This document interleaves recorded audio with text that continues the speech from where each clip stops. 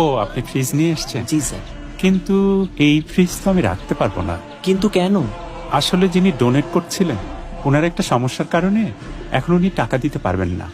Sir আমাকে কপালে আর fridge নাই। আপনি বরং এই ফ্রিজটা নিয়েই যান। এতগুলো বাচ্চার মনে কষ্ট দিয়ে এই ফ্রিজ আমি ফেরত নিতে পারবো না। কিন্তু টাকা? ওটা নিয়ে ভাববেন না, আমি দেখে নেব। জামান সাহেব, ফ্রিজটা ডেলিভারি হয়েছে? জি স্যার। পেমেন্টটা? স্যার টাকাটা আমি খরচ করে ফেলেছি, মাসে মাসে আমার স্যালারি থেকে কেটে নিন প্লিজ। অফিসের টাকা আপনি ব্যক্তিগত কারণে খরচ করে ফেলেছেন, আপনার তো শাস্তি হবে। জামান সাহেব, জি স্যার। আপনাকে তো হেড অফিসে ডেকেছে, কালই ঢাকায় চলে যান। কেন স্যার? যে এই কাজ করেছেন, না ডেকে উপায় আছে? স্যার আসতে পারি? ও, আপনি আসুন। আপনি এই কাজটা কিভাবে করলেন? স্যার আমি নিরুপায় হয়েই কাজটা করেছি স্যার। আপনি তো একটা মহৎ কাজ করেছেন।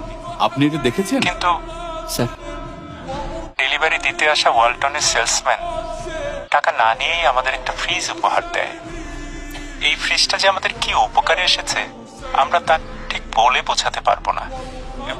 আপনার এই মহৎ কাজের জন্য ওয়ালটন আপনাকে প্রমোশন ও ইনক্রিমেন্ট প্রদান করছে, এবং যে রেফ্রিজারেটরটি আপনি ওদেরকে দিয়ে এসেছেন সেটি ওয়ালটনের পক্ষ থেকে উপহার হিসেবে ওদেরকে দেওয়া হচ্ছে। We are really proud of you.